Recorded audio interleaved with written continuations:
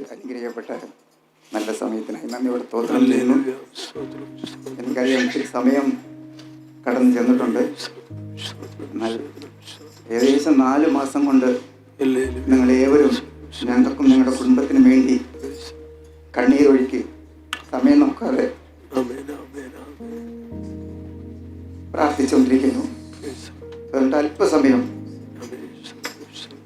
ആയിപ്പോയാൽ പോലും ക്ഷമ ചോദിക്കുകയാണ്. ആദ്യമായിട്ട് അവർ പറഞ്ഞ പോലെ നമ്മുടെ ദൈവത്തിന് നന്ദി പറയുന്നു. ആമേൻ. നമ്മൾ വിളിക്കുമ്പോഴൊക്കെ അടുത്ത് വരുന്ന ഒരു കർത്താവ് ഇത്ര തന്നെ നന്ദി പറയാനും സൂചിച്ചാലും മതിയാകത്തോണം നിങ്ങളുടെ ജീവിതത്തിൽ അത്ഭുതം പ്രവർത്തിച്ചു. നിങ്ങളുടെ ഓരോരുത്തരെയും പ്രാർത്ഥന ഇത്തിരി പേര് വിളിച്ച് ചോദിക്കും, എനിക്ക് എങ്ങനെ മറുപടി പറയുന്നു പോലും അല്ലാതെ ഇരുന്നുള്ള കാലങ്ങളുണ്ട്. എല്ലാം ദേവാസനം സൗകര്യം അവരോടൊക്കെയും ചോദിച്ച് നിങ്ങൾ ഏത് സമയത്ത് ഇന്നും നിങ്ങൾ ഞങ്ങൾക്ക് വേണ്ടി പ്രാർത്ഥിച്ചുകൊണ്ടിരിക്കുന്നു. അതിൻ്റെ ഫലമായിട്ട് ദൈവം വലിയ വിടുതൽ മരണത്തിൻ്റെ വാക്കിൽ നിന്ന് മടക്കിക്കൊണ്ടുവന്നു. നിങ്ങൾ വിശ്വസിക്കുന്നു ദൈവമക്കളുടെ പ്രാർത്ഥന ഒന്ന് മാത്രം, സഭയിലെ പ്രാർത്ഥന. അതുപോലെ അനേകർ നിങ്ങൾ തന്നെ നിങ്ങളുടെ മാതൃക സഭയിലെ നാട്ടിൽ ദൈവദാസന്മാർ അറിയുന്നവരൊക്കെ ലോകത്തിനെമ്പാടും വിളിച്ചു പറഞ്ഞ് അവർ വാട്സപ്പിലൂടെയും ഒക്കെയും പ്രാർത്ഥിച്ചതൊക്കെ ഞങ്ങൾ നന്നായിട്ട് വിശ്വസിക്കുന്ന അറിയുന്നു. അതിൻ്റെ ഒരു പ്രതിഫലമുണ്ട്. എല്ലാവരെയും ധാരാളമായിട്ട് ദൈവം നിങ്ങൾ അനുഗ്രഹിക്കട്ടെ. നിങ്ങളുടെ പ്രാർത്ഥന എപ്പോഴും നിങ്ങളുടെ കൂടെ ഉണ്ടാകും. ചില കാര്യങ്ങൾ ഞാൻ പറയാൻ കൂടെ താല്പര്യപ്പെടുന്നതാണ്. നമ്മുടെ ഡിസംബറിൽ 21 ദിവസം ഫാസ്റ്റിംഗ് പ്രയറിൽ 13-ാം തീയതി 8ാമത്തെ ദിവസം ഫാസ്റ്റിംഗ് പ്രയർ, 8ാമത്തെ ദിവസം ഫാസ്റ്റിംഗ് പ്രയർ, ശനിയാഴ്ച 13-ാം തീയതിയുടെ അന്ന് ഞങ്ങൾ എല്ലാ പറഞ്ഞ പോലെ ഞങ്ങൾ വീട്ടിൽ നിന്ന് സാറ്റർഡേ അത് പ്രാർത്ഥിക്കുമായിരുന്നു. പ്രാർത്ഥിച്ചിട്ട് സഹോദരി കിച്ചണിൽ ഫുഡ് ഉണ്ടാക്കാൻ പോകും. ഞാൻ അവിടെ ചിലപ്പോൾ ദൈവവചനം വായിക്കില്ല, അല്ലെങ്കിൽ ചിലപ്പോൾ അങ്ങനെ ഇരുന്നു കൊണ്ട് ഞാൻ ഉറങ്ങിപ്പോവും. അന്ന് ഞാൻ ഉറങ്ങിയപ്പോൾ ഒരു മണിയായി. പെട്ടെന്ന് എനിക്ക് ഒരു സ്വപ്നം ഞാൻ കാണുകയാണ്. കർത്താവ് യേശു മധ്യാകാശത്തിൽ വലിയ ഒരു രൂപമായിട്ട്, യേശു മാത്രമേ ഉള്ളൂ, യേശു ഇങ്ങനെ മധ്യാകാശത്ത് നിന്ന് ഇറങ്ങി താഴെ വരുന്നതായിട്ട് കാണുന്നു. അതിൻ്റെ അടുത്ത സെക്ഷൻ കാണുന്നത് എൻ്റെ വലത്ത് ഭാഗത്ത് ക്രൂശിൽ മുൾമുടി തലയ്ക്കപ്പെട്ട ആ കാഴ്ച, ഫ്രഷായിട്ട് ആ മുള്ളിൽ കൂടെ ആ രക്തം ഒഴുകിക്കൊണ്ടിരിക്കുന്നതായിട്ട് ഞാനിങ്ങനെ തിരിഞ്ഞു നോക്കുമ്പോൾ എൻ്റെ വലത്ത് വശത്ത് ആ മുഖവും തലയും അങ്ങനെ രക്തം ഒഴുകിക്കൊണ്ടിരിക്കുന്ന ഒരു കാഴ്ച കാണുന്നു. അങ്ങനെ പെട്ടെന്ന് തിരിഞ്ഞു നോക്കുമ്പോൾ എനിക്ക് തന്നെ അങ്ങ് ഭയങ്കര വേദനയായി. നോക്കുമ്പോൾ കണ്ണ് തുറന്നിട്ട് കണ്ണിങ്ങനെ അടയ്ക്കുമ്പോൾ കണ്ണിൽ നിന്ന് മടമടമട വെള്ളം കണ്ണീരിൽ നിന്ന് അങ്ങനെ ഒഴുകുന്നു. എന്നെ വളരെ വേദനിപ്പിച്ചു. അത് കഴിഞ്ഞ് അടുത്ത് കാണുന്നത് ഒരു വലിയ ഒരു വെള്ള ടേബിൾ ഇട്ടിരിക്കുന്നു. അതിൻ്റെ 2 സൈഡും വെള്ള വസ്ത്രം ധരിച്ച ആളുകളുണ്ട്. അവരുടെ മുഖത്തിന് അറിയുന്നില്ല. 2 സ്ഥലം അപ്പുറത്തിപ്പുറത്തും ആളുകളിരിക്കുന്നു. ഞാൻ ഇപ്പുറത്തിരിക്കുന്നു, അപ്പുറത്ത് യേശു ഇരിക്കുന്നു. ആഹാരം കഴിക്കുകയാണ്. പെട്ടെന്ന് ഞാൻ എഴുന്നേറ്റ് യേശുവോട് ചോദിക്കും, യേശു പച്ച, സ്വർഗത്തിൽ നമ്മൾ ഒരുമിച്ച് ആഹാരം കഴിക്കും അല്ലേ എന്ന് ചോദിച്ചിട്ട് അങ്ങനെ ഇത്രയും കണ്ടിട്ട് പെട്ടെന്ന് എൻ്റെ മനസ്സിൽ ഒരു സൈഡ് എനിക്ക് സന്തോഷം. നമ്മുടെ സമയം ഏകദേശം 60 വയസ്സ് 65 വയസ്സാകാൻ പോകുന്നു. അപ്പോൾ നമ്മുടെ സമയം ഏകദേശമായി, നമ്മൾ സ്വർഗത്തിലേക്ക് ദൈവത്തിൻ്റെ കൂടെ ഇരിക്കാൻ സമയമായി എന്ന് എൻ്റെ മനസ്സിൽ ഒരു സൈഡ് സന്തോഷമായിട്ടെങ്കിലും അടുത്ത് എന്നെ എപ്പോഴും ചിന്തിച്ചോണ്ട് വേദനിപ്പിക്കുന്ന അടുത്തൊരു കാര്യം എൻ്റെ മനസ്സിൽ കൊണ്ടുവരുന്നു. കർത്താവ് യേശു ക്രിസ്തു ക്രൂശിൽ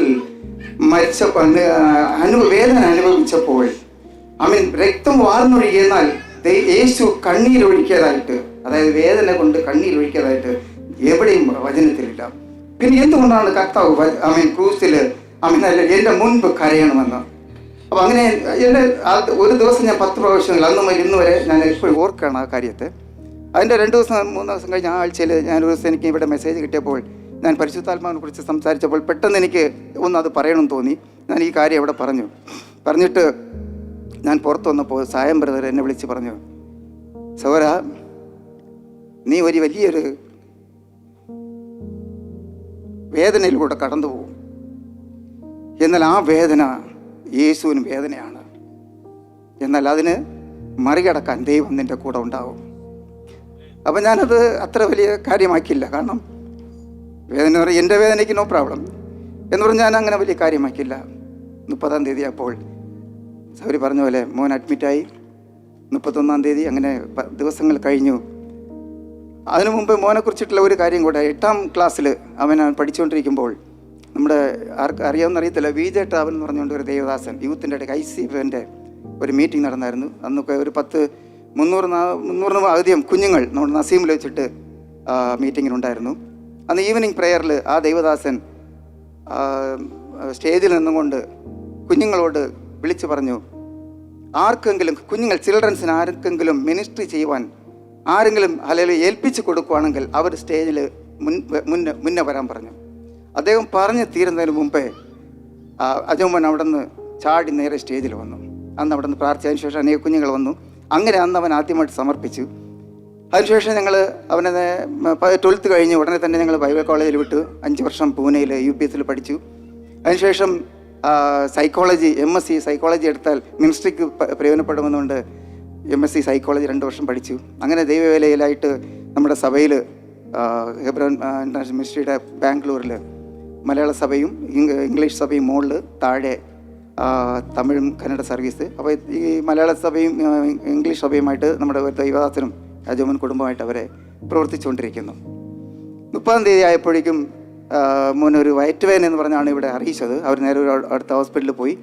നമ്മൾ പറഞ്ഞതുപോലെ അതിൻ്റെ അപ്പുറം ഞാൻ അത് വിശദീകരിക്കുന്നില്ല. 6-ാം തീയതി ആയപ്പോഴേക്കും ആൻസിലി നാട്ടിലുണ്ടായിരുന്നു. ആൻസിലി പോയിട്ട് ഞാൻ പോകാനൊന്നും പ്ലാനൊന്നും ഇല്ലായിരുന്നു. 6-ാം തീയതി രാവിലെ തന്നെ എന്നെ വിളിച്ച് പറഞ്ഞു, നിങ്ങൾ ഉദ്ദേശിക്കും പോലെ അല്ല,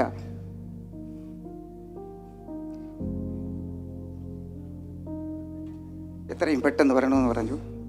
അങ്ങനെ ഞങ്ങൾ ബിജോമോൻ അക്സാമോളെ എല്ലാവരും കൂടെ ഞങ്ങൾ നാട്ടിൽ പോയി. കണ്ട അവസ്ഥ നമ്മൾ പറഞ്ഞല്ലോ, ഒരിക്കലും ഒരു മാതാപിതാവും കണ്ടു നിൽക്കുവാൻ കഴിയാത്ത ഒരവസ്ഥയിലായിരുന്നു. ഞാൻ കർത്താവിൻ്റെ അടുത്ത് ചോദിച്ചു, കർത്താവേ, വാഗ്ദത്തമുണ്ട്, എന്നെ നീ കാണിച്ചതാണ്, അങ്ങനെയാണെങ്കിൽ ഇതൊരു നീക്കുപോക്ക് ഉണ്ടായേ മതിയാവും. ഞാൻ അപ്പല്ലോടെ അവനെ കണ്ടിട്ട് വന്നിട്ട് അപ്പല്ലോടെ ഫ്രണ്ട് തൂണിൽ നിന്നുകൊണ്ട് ഞാൻ ദൈവത്തിനോട് നിലവിളിച്ചു. ദൈവമക്കൾ പ്രാർത്ഥിക്കുന്നായിരുന്നല്ലോ. വിഷയം എന്തോന്ന് ആർക്കൊരു പിടിയില്ല. പെട്ടെന്ന് 6-ാം തീയതി CT സ്കാൻ എടുത്തു. 3rd ഫ്ലോറിലാണ് ഈ ICU. ഗ്രൗണ്ട് ഫ്ലോറിൽ CT സ്കാൻ എടുക്കണം. അവർക്ക് അതിന് മൊബിലൈസ് ചെയ്യാൻ വേണ്ടിയിട്ട് ഒരിക്കലും സാധിക്കില്ല. കാരണം 6-ാം തീയതി ആയപ്പോൾ ഇൻറ്റിബ്യൂട്ട് ചെയ്തു. ജസ്റ്റ് ഓക്സിജൻ ഓക്സിജൻ ഊരിയാൽ പോയി. അത് മാത്രമല്ല, ഇതിന് ട്രാൻസ്ഫർ ചെയ്യുമ്പോൾ അവരെന്തെങ്കിലും കാർഡിയ അറസ്റ്റ് എന്തെങ്കിലും സംഭവിക്കുമെന്ന് പറഞ്ഞുകൊണ്ട് ഡോക്ടേഴ്സ് തന്നെ പറഞ്ഞുകൊണ്ട് അവർക്ക് ഇത് കൊണ്ടുപോകാൻ CT സ്കാൻ എടുക്കാൻ പോലും അവർ തയ്യാറാകുന്നില്ല. പിന്നെ ഞങ്ങളുടെ ഒരു ബന്ധു, നമ്മുടെ അസംബിളുടെ കുടുംബത്തിലൊരു ബന്ധു UK ഡോക്ടറായിരുന്നു, അദ്ദേഹം ഉണ്ടായിരുന്നു. അദ്ദേഹം തന്നെ അപ്പോലോയിൽ ട്രാൻസ്ഫർ ചെയ്തത്. അദ്ദേഹം പറഞ്ഞു, ഞങ്ങളുടെ റിസ്കിൽ ഡോക്ടർ ചെയ്യണമെന്ന് പറഞ്ഞു. അവസാനം നിങ്ങൾക്കെല്ലാം അറിയാമല്ലോ, അതിൻ്റെ ഓക്സിജനും കാര്യങ്ങളും മോണിറ്റർ എല്ലാം അങ്ങനെ തന്നെ എടുത്ത് ടെസ്റ്റ് ചെയ്ത് CT ചെയ്തപ്പോൾ ലങ്സിൻ്റെ 2 സൈഡിലും ഒരു സൈഡിൽ 1 ലിറ്റർ ഫ്ലൂയിഡും ഒരു സൈഡിൽ 900 ml. അതിനു മുമ്പ് സംഭവിച്ചതെന്ന് പറഞ്ഞാൽ 30-ാം തീയതി അവന് 2 ആഴ്ച അവൻ ഓൾറെഡി ഇത്തിരി സിക്കായിരുന്നു. മീൻസ് അവന് ജലദോഷമൊക്കെ ഉണ്ടായിരുന്നു, ചുമ ഉണ്ടായിരുന്നു, കഫം ഉണ്ടായിരുന്നു. അപ്പോൾ അവൻ എയർപോർട്ടിൽ പോയിട്ട് വരുന്ന വഴിക്ക് പെട്ടെന്ന് അവനൊരു ഛർദി വൊമിറ്റ് ചെയ്യണമെന്ന് പറഞ്ഞ് വണ്ടി നിർത്തി വൊമിറ്റ് ചെയ്തു. കഫം വൊമിറ്റ് ചെയ്തു. നമ്മൾ വൊമിറ്റ് ചെയ്യുമ്പോൾ ഈ ഒക്കാളിക്കത്തല്ലേ, അങ്ങനെ ഭയങ്കര സ്ട്രെയിൻ ചെയ്ത് അങ്ങനെ ചെയ്തു. അതിനുശേഷമാണ് ഈ ബ്രീത്തിങ് പ്രോബ്ലമായത്. അങ്ങനെ അവിടെ ഹോസ്പിറ്റലിൽ നിന്ന് നേരെ ഇവിടെ കൊണ്ടുവന്നു. 4 ദിവസം 5 ദിവസം 6 ദിവസമായി. ഫ്ലൂയിഡ് നിറഞ്ഞു. 2 ഫ്ലൂയിഡിൽ എനിക്ക് മെഡിക്കൽ കാര്യം നിങ്ങൾക്കറിയാം, എനിക്കൊന്നും അറിയത്തില്ല. അവർ പറയുന്നത് പറഞ്ഞു കഴിഞ്ഞാൽ നമ്മുടെ ലങ്സിൻ്റെ 2 സൈഡിലും ഒരു പോക്കറ്റ് ഉണ്ടാവും. അവിടെ 10 mm മുതൽ 50 ml വരെ ഫ്ലൂയിഡ് ഉണ്ടാകണം. കാരണം നമ്മുടെ ഈ ലങ്സിനെ കൺട്രോൾ ചെയ്യാൻ വേണ്ടി, ഒട്ടാതിരിക്കാൻ വേണ്ടി എല്ലാവരുടെയും ലങ്സിൽ 10 മുതൽ 100 മില്ലി വരെ ഉണ്ടാകണം. അതിങ്ങനെ ഒരു പോക്കറ്റാണ്. ഈ പോക്കറ്റിൽ 1 ലിറ്റർ ഒരു സൈഡിലും 900 ml ഒരു സൈഡിൽ ആയപ്പോൾ ഈ ലങ്സ് എക്സ്പെൻഡ് ചെയ്യാൻ പറ്റുന്നില്ല, ശ്വാസം വലിക്കാൻ പറ്റുന്നില്ല, കാരണം അത് എക്സ്പെൻഡ് ആകുന്നില്ല, ഫുൾ വെള്ളം കൊണ്ട് നിറഞ്ഞു. അങ്ങനെയാണ് അവർ ട്യൂബ് ഇൻട്യൂബേറ്റ് ചെയ്തത്. അവർ പെട്ടെന്ന് പറഞ്ഞു ഈ ട്യൂബ് എങ്ങനെ സംഭവിച്ചെന്ന് ആർക്കും ഒരു പിടിയില്ല, ബട്ട് ഈ ഫ്ലൂയിഡ് ഉടനെ തന്നെ എടുക്കണമെന്ന് പറഞ്ഞു. ഈ 5 ദിവസം 30-ാം തീയതി സംഭവിച്ചു. 6-ാം തീയതി ആയപ്പോഴേക്കും അവർ CT ചെയ്ത് നോക്കുമ്പോൾ ആ ഫ്ലൂയിഡ് ഓൾറെഡി പൾസായി. അതിൻ്റെ ഇടയ്ക്ക് ന്യൂമോണിയ ഉണ്ടായി. അപ്പോൾ ഇവർക്കറിയത്തില്ല എന്തുകൊണ്ടാണ് ഈ ന്യൂമോണിയ വരുന്നത്. ഉടൻ തന്നെ കൾച്ചറിന് അയച്ചു. നമ്മുടെ സ്റ്റമക്കിൻ്റെ ഉള്ളിൽ, വയറ്റിൻ്റെ ഉള്ളിൽ എൻഡോകോക്കി എന്ന് പറഞ്ഞുകൊണ്ടൊരു ബാക്ടീരിയ, നല്ല ബാക്ടീരിയയാണ്, നിങ്ങൾക്കെല്ലാം അറിയാമായിരിക്കും. നല്ല ബാക്ടീരിയയാണ് ആ ബാക്ടീരിയ നമ്മുടെ വയറ്റിൽ. എന്നാൽ ഇത് വേറൊരു സ്ഥലത്തിൽ പോയി കഴിഞ്ഞാൽ അത് മരണകരാവസ്ഥയാണ്. അങ്ങനെ ഈ വയറ്റിലുള്ള ബാക്ടീരിയ നേരെ ലങ്സിലേക്ക് പോയി. ഇവർക്കറിയത്തില്ല എങ്ങനെ വയറ്റിലുള്ള ബാക്ടീരിയ എങ്ങനെയാണ് ലങ്സിൽ പോയത്. അപ്പോൾ അങ്ങനെ നടന്നുകൊണ്ടിരിക്കുന്നു. ഇവർ പറയുന്നത് എങ്ങനെയായാലും ഈ ഫ്ലൂയിഡ് മാറ്റിയാലേ നമുക്ക് അടുത്ത് എന്തെങ്കിലും ട്രീറ്റ്മെൻറ്റ് ചെയ്യാൻ പറ്റത്തുള്ളൂ. അങ്ങനെ ഞങ്ങൾ റിക്വസ്റ്റ്, നമ്മുടെ ഈ റിസ്കോട് കൂടെ ഞങ്ങൾക്ക് വിശ്വാസമുണ്ട് നമ്മുടെ ദൈവം ജീവിക്കുന്നത്. ഒരു കൂട്ടം ജനം ആമേൻ ഹല്ലേലൂയ മാർക്കോസിൻ്റെ മാളിയിൽ പ്രാർത്ഥിച്ചുകൊണ്ടിരിക്കുന്നു. ലോകമെമ്പാടും പ്രാർത്ഥിച്ചുകൊണ്ടിരിക്കുന്നു. ഞങ്ങൾ അറിയുന്നവരും അറിയാത്തവരും ആ സമയമായിട്ട് പ്രാർത്ഥിച്ചുകൊണ്ടിരിക്കുന്നു. ഞങ്ങൾക്ക് നല്ല വിശ്വാസമുണ്ട്. Amen hallelujah. അവിടെ അവർ പറഞ്ഞു എങ്ങനെയെങ്കിലും ഇത് സർജറി, അതിന് ഫ്ലൂയിഡ് എടുക്കണം. അവർ 2 ട്യൂബ് ഇവിടെ ഇട്ടു. 2 ട്യൂബ് ഇവിടെ ഇട്ടിട്ട് ഫ്ലൂയിഡ് എടുക്കുമ്പോൾ ഫ്ലൂയിഡ് വരുന്നില്ല. അത് നോക്കുമ്പോൾ എക്സ്റേ എടുക്കുമ്പോൾ അത് പൾസായി. ആ ഡോക്ടറെ ഞങ്ങളുടെ അടുത്ത് പറഞ്ഞു തരുന്നത്, നമ്മളൊരു ബ്രെഡ് വെള്ളത്തിലിട്ടിട്ട് നമ്മളിങ്ങനെ എടുക്കുമ്പോൾ എങ്ങനെ കീറി വരുമോ ആ അവസ്ഥയിലായി ലങ്സിൻ്റെ ഭാഗം, ന്യൂമോണിയ. അപ്പോൾ അവർക്കൊരു പിടിയില്ല. അവസാനം 3 മണിക്കൂർ ചെയ്യേണ്ട സർജറി 6 മണിക്കൂർ കൊണ്ട് ചെയ്തു. ആ ഡോക്ടർ പറഞ്ഞത് വെറും 10 സെക്കൻഡാണ് ഓരോ സമയത്തിനും ഞങ്ങൾക്ക് സർജറി ചെയ്യാൻ പറ്റിയത്. 2 ലങ്സും കൊളാപ്സാണ്. ഒരു 2 സെക്കൻഡ് ഓക്സിജൻ കൊടുക്കും, 10 സെക്കൻഡ് ഓക്സിജൻ കൊടുക്കും.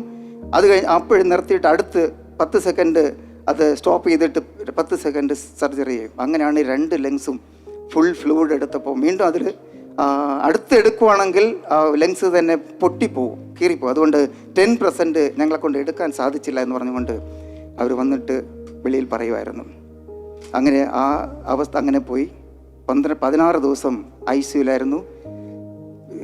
17ാമത്തെ ദിവസം ഡിസ്ചാർജായി വീട്ടിൽ വിടാം എന്ന്. ഫ്ലൂയിഡുണ്ട്. ആദ്യം 1 ലിറ്റർ ആയിരുന്നത് പിന്നെ 400 300 പിന്നെ 100 mm, ഡെയിലി 100 mm അങ്ങനെ വന്നുകൊണ്ടിരിക്കുന്നു. അപ്പോൾ പറഞ്ഞു നിങ്ങൾ ഈ ബാഗുമായിട്ട് 2 സൈഡും ബാഗുണ്ട്, 4 ട്യൂബുണ്ട്, നിങ്ങൾ വീട്ടിൽ പോയി കുഴപ്പമില്ല, വീക്കിലി വൺസ് വന്നാൽ മതി എന്ന് പറഞ്ഞുകൊണ്ട് IV എല്ലാം വീട്ടിൽ തന്നെ കൊടുക്കാൻ വേണ്ടി നിങ്ങളുടെ കുഞ്ഞുങ്ങളൊക്കെ ചെയ്യുമായിരുന്നു. അങ്ങനെ ഡിസ്ചാർജ് ആകുന്നതിൻ്റെ 1 ദിവസത്തിന് മുമ്പേ ഹൈ ഫീവറായി. അപ്പോൾ ഇവർക്ക് എല്ലാം പ്രശ്നം. ഇതുവരെ അവർക്ക് ഈ ബാക്ടീരിയ ഇവിടെ എങ്ങനെ വന്നെന്ന് ഇവർക്ക് ഇതൊരു പിടിയായി കിട്ടിയിട്ടില്ല. അങ്ങനെ ഇരിക്കുമ്പോൾ തന്നെ ഇവർ പറഞ്ഞു ഓക്കെ നിങ്ങൾ കൊണ്ടുപോകാൻ കുഴപ്പമില്ല, ഇപ്പോൾ ഓക്കെ ആണല്ലോ, നമുക്ക് പിന്നെ ചെയ്യാമെന്ന് പറഞ്ഞുകൊണ്ട് ഡിസ്ചാർജ് അതിൻ്റെ 1 ദിവസം രാത്രി ആയപ്പോഴും ഹൈ ഫീവറായി.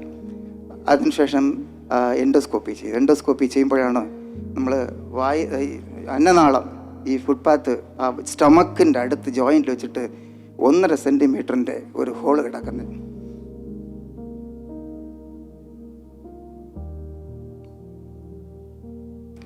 അപ്പോൾ ഈ കുടിക്കുന്ന വെള്ളം കുറേ ലങ്സിലും കുറേ സ്റ്റമക്കിലും, അങ്ങനെയാണ് ഈ ലങ്സിൽ ഈ ഫ്ലൂയിഡ് ആകുന്നത്. അങ്ങനെയാണ് ഈ ഓപ്പൺ ആയതുകൊണ്ടിട്ടാണ് ഈ ബാക്ടീരിയ നേരെ ലങ്സിലേക്ക് വന്നത്. അപ്പോൾ ഇത് അവർക്ക് മനസ്സിലാക്കാൻ പറ്റാത്തെന്ന് പറഞ്ഞാൽ അവർ കാർഡിയക് സർജന്, ഗാസ്ട്രോളജി, പിന്നെ pulmonology doctor, surgeon, infection control doctor എല്ലാവരും കൂടെ ഒരു കൗൺസിലിംഗ് തരുമ്പോഴാണ് അവർ പറയുന്നത് ഇപ്പോൾ കാര്യം മാറിപ്പോയി. ഇത് 1.5 സെൻറ്റിമീറ്ററിൻ്റെ അവിടെ ഹോളാണ്. ഇത് സംഭവിച്ചത് കുറേ മുമ്പേ സംഭവിച്ചതെന്ന് പറഞ്ഞു. അപ്പോൾ അത് അന്ന് 30-ാം തീയതി വൊമിറ്റ് ചെയ്തപ്പോൾ അന്നാണ് ഇത് ക്രാക്കായത്. അപ്പോൾ അതിനുശേഷം അവർ പറയുന്നത് ഇത് സംഭവിക്കും. ഒന്ന്, ഈ വെള്ളം അടിക്കുന്നവർ, ഈ ചാരായം കുടിക്കുന്നവർ, ആൽക്കഹോൾ ഉപയോഗിക്കുന്നവർക്ക് ഇത് സംഭവിക്കാം. അല്ലെങ്കിൽ 60-70 വയസ്സ് കഴിഞ്ഞാൽ അങ്ങനെയുള്ളവർക്കും സംഭവിക്കാം. എന്നാൽ സംഭവിക്കുമ്പോൾ ഒരു സിംറ്റംസ് ഉണ്ട്. നമ്മുടെ വായിൽ കൂടെ ഉമിഴ്നീരെടുക്കുമ്പോഴൊക്കെ ബ്ലഡിൻ്റെ സ്മെല്ല് അല്ലെങ്കിൽ ബ്ലഡ് വരും. അതുപോകെ ഈ ഭാഗത്ത്, കഴുത്തിൻ്റെ ഭാഗത്തിൽ സ്വെല്ലിംഗ് ഉണ്ടാവും. ഇത് രണ്ടുമാണ് ഈ കേസിൻ്റെ ഒരു സിംറ്റംസ് പറഞ്ഞു. ബട്ട് ഇവൻ അതൊന്നുമില്ല. അതുകൊണ്ട് അവർക്ക് ഒരു സംശയവും അവിടെ ഇല്ല, ഒരു കാര്യത്തിലും ഒരു വിഷയമല്ലാത്തതുകൊണ്ട് ഇതിനെക്കുറിച്ചിട്ട് അവർ ചിന്തിച്ചില്ല. എന്നാലും ഈ ബാക്ടീരിയ എങ്ങനെ വന്നു പറഞ്ഞുകൊണ്ട് അവരതിനെ സ്റ്റഡി ചെയ്തുകൊണ്ടിരിക്കുമ്പോഴാണ് അവർ കാണുന്നത്. ബട്ട് അവർ പറയുന്നത് ഇതിങ്ങനെ സംഭവിക്കുന്നുണ്ട്, അത് ലാപ്രോസ്കോപ്പി ചെയ്യാൻ പറ്റും ഓൺലി 48 hours ഉള്ളിൽ, 48 മണിക്കൂറിൻ്റെ ഉള്ളിൽ അത് ലാപ്രോസ്കോപ്പി ചെയ്യാതെ വെക്കേണ്ടതാണ്. ഇപ്പോൾ നമുക്ക് പറ്റിയ 22 ദിവസം, നമുക്ക് ചിന്തിക്കാൻ പോലും കഴിയത്തില്ല. ഇത് ഞങ്ങൾക്ക് വളരെ അസാധ്യമുള്ളതാണ് എന്ന് അവിടെ ഞങ്ങൾ കമ്പ്യൂട്ടറിൽ പറഞ്ഞ് കാണിച്ചു തരികയാണ്. അങ്ങനെ കാണിച്ചു തരുന്നു. ഞങ്ങളുടെ 2 ഫാമിലിയും ഉണ്ട്. ഡോക്ടർ ഞങ്ങളോട് പറഞ്ഞു നിങ്ങൾ പുറത്ത് പോയി, ഞങ്ങളുടെ അവസ്ഥ കണ്ടപ്പോൾ അവർക്ക് മനസ്സിലായി നിങ്ങൾ പുറത്ത് പോയി നിങ്ങൾ ഡിസ്കസ് ചെയ്തിട്ട് വരും എന്ന് പറഞ്ഞാൽ അവർക്ക് 100% അതിൽ വലിയ ഹോപ്പ് ഇല്ലാത്തതുകൊണ്ടാണ്. അപ്പോൾ ഞങ്ങൾ പറഞ്ഞു, അവിടെ നിന്ന് തന്നെ പറഞ്ഞു, ഞങ്ങളുടെ ജീവിതം ജീവിക്കുന്നതാണ്, ഞങ്ങൾക്ക് വേണ്ടി പ്രാർത്ഥിക്കുന്ന ഒരു കൂട്ടം ജനമുണ്ട്, ഞങ്ങളുടെ ദൈവം ജീവിക്കുന്ന ദൈവമാണ്. ഡോക്ടർ പോയി സർജറി ചെയ്യുക, എങ്ങനെ 48 മണിക്കൂറിൽ എങ്ങനെ ഒരു വൂണ്ടുണ്ടാകുമോ അത് തന്നെ ആയിരിക്കും, അതുകൊണ്ട് ഡോക്ടർ ചെയ്താൽ മതി എന്ന് ഞങ്ങൾ അങ്ങോട്ട് അദ്ദേഹത്തെ ബലപ്പെടുത്തുവാൻ കഴിഞ്ഞു. അവർ നമുക്ക് നോക്കണം, 48 മണിക്കൂറിൽ സർജറി ചെയ്യേണ്ട ഉള്ളിലുള്ള ഒരു മാംസ പൈപ്പ് 22 ദിവസമാകുമ്പോൾ അത് എങ്ങനെ ഇരിക്കുമെന്നുള്ളത് മനസ്സിലായി. ഞങ്ങൾ കാണുമ്പോൾ ഒരുമാതിരി അഴുകിയതുപോലെ ഒക്കെയാണ് ആ സ്ഥലങ്ങൾ നമുക്ക് കാണുന്നത്. കാരണം കമ്പ്യൂട്ടറിൽ അവർ എലാർജി ചെയ്ത് കാണിക്കുകയാണ്. എന്നാൽ വിശ്വാസത്താൽ, കാരണം ജീവിക്കുന്ന ദൈവം നമ്മുടെ കൂടെ ഉണ്ട്. ആമേൻ. ഞങ്ങൾ പറഞ്ഞു ഇല്ല ഡോക്ടർ ചെയ്യണമെന്ന്. അങ്ങനെ 22ാമത്തെ ദിവസം 23ാമത്തെ ദിവസം ലാപ്രോസ്കോപ്പി ചെയ്തു.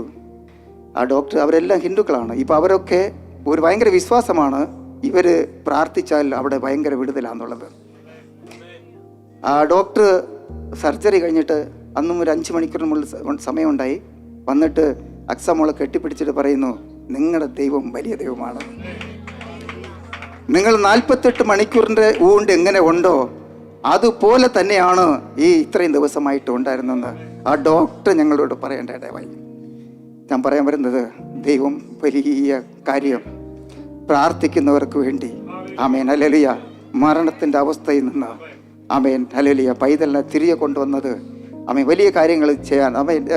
ഇത്തിരി ദിവസങ്ങൾ എന്നെ ഒരുപാട് ക്വസ്റ്റ്യൻ എൻ്റെ മുമ്പേ കിടന്നു. കർത്താവേ, എന്തുകൊണ്ടാണ് ഞാൻ കഴിഞ്ഞ് ആമേൻ ഒരു 2 മാസമൊക്കെ ആമേൻ തീയിൽ എന്നെ ദൈവം അല്പം കാണിച്ചതുപോലെ ഒരു തീയുടെ അവസ്ഥയിൽ മാത്രം എന്ത് കഴിച്ചു എന്ത് കുടിച്ചു എന്ന് നമുക്കറിയത്തില്ല. ഇന്ന് 10 മണിക്ക് അവിടെ ഒരു ദിവസം 1 മണിക്കൂറേ നമുക്കവിടെ ആമേൻ അലൗഡുള്ളൂ. 1 മാസം ഞങ്ങൾ ഹോസ്പിറ്റലുണ്ടായിരുന്നു, 17 ദിവസം ICUലുണ്ടായിരുന്നു. 10 മുതൽ 11 മണിക്കൂർ. അത് ഞങ്ങൾ 4-5 പേര് പേരൻസ് ഉള്ളതുകൊണ്ടിട്ട് പോയി ഒന്ന് ജസ്റ്റ് കണ്ട് അവന് തലയിൽ കൈവച്ച് ഞങ്ങൾ പ്രാർത്ഥിച്ച് വരുമായിരുന്നു. സൗഖ്യമയം വീട്ടിൽ വന്ന ശേഷം അവൻ പറഞ്ഞ 2 കാര്യങ്ങളുണ്ട്. ആ ICU വാർഡിൻ്റെ അകത്ത് 11 ബെഡുണ്ട്, 5 ബെഡും ഫ്രണ്ടിൽ 6 ബെഡും. അപ്പോൾ സൈഡിലുള്ളത് അവനധികം കാണാൻ പറ്റിയില്ലെങ്കിലും ഫ്രണ്ടിലുള്ള 6 ബെഡും കാണാൻ പറ്റും. അപ്പോൾ അവിടെ ഈ 17 ദിവസത്തെ അകത്ത് 5 പേരാണ് അവൻ ഈ ലോകത്തുനിന്ന് മാറ്റപ്പെട്ടത്. അത് ഇവൻ കണ്ടുകൊണ്ട് കിടക്കുകയാണ്.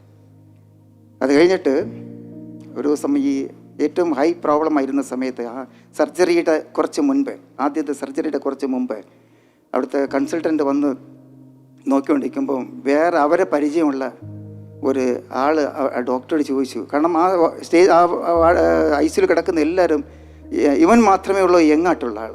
അപ്പോൾ ഇവനെ കണ്ടപ്പോൾ അദ്ദേഹം ചോദിച്ചു, ഇതെന്ത് പറ്റി ഡോക്ടറുടെ ചോദിച്ചു. അപ്പോൾ ഡോക്ടർ പറഞ്ഞ ഒരു കാര്യമുണ്ട്, ലെൻസ് ടോട്ടലി കൊളാപ്സ്,